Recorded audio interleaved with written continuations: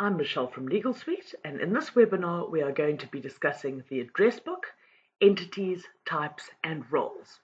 Right, so from our desktop we can go into the address book icon, and you will notice in the top right hand corner this filtering system, entity, type, and role.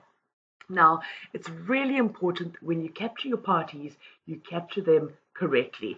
How you capture them feeds through to many parts of the program and can also affect things like pronouns, he, she, it, they, as well as your citations. Okay, so if we insert a new party, you will immediately see at the top of the screen we have entity, type, and role.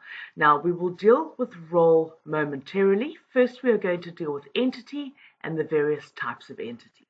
So the default is adult, a natural person, and your types of adult would obviously be male and female. Now you will notice next to the drop-down menus this little ellipse button.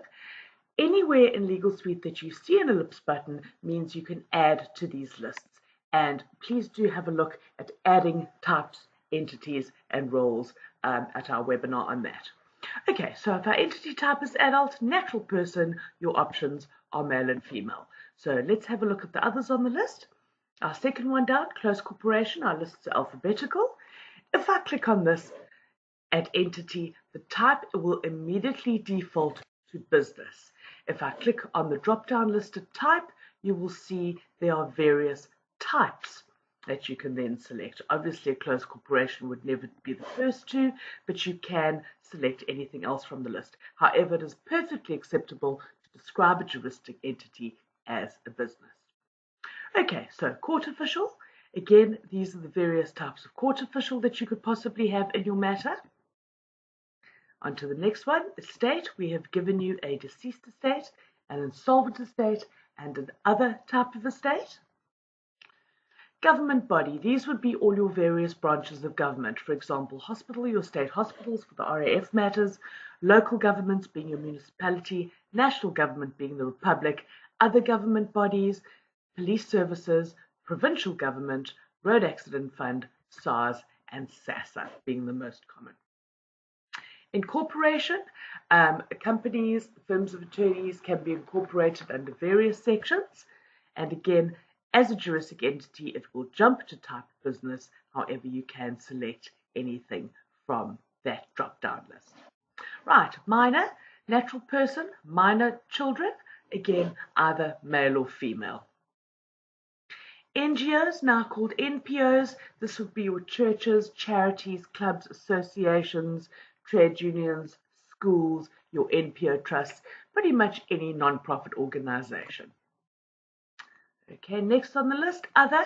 This is a juristic entity. As you can see, if you're unsure as to what type of juristic entity it is, you can use other, a very generic label for a juristic entity if you're unsure. Partnership, Smith & Jones and Partnership. Again, it will default to business, but you can select anything off of this list. Right, public and private company. Your registration number will dictate whether it's public or private. Please do ensure that you select the correct company type. And once again, by selecting company type, the program at entity type will default to business for you. Sole proprietor, that would be Michelle Bentley trading as whatever, and again, business would be the selection that the program makes for you, and again, access to that drop down.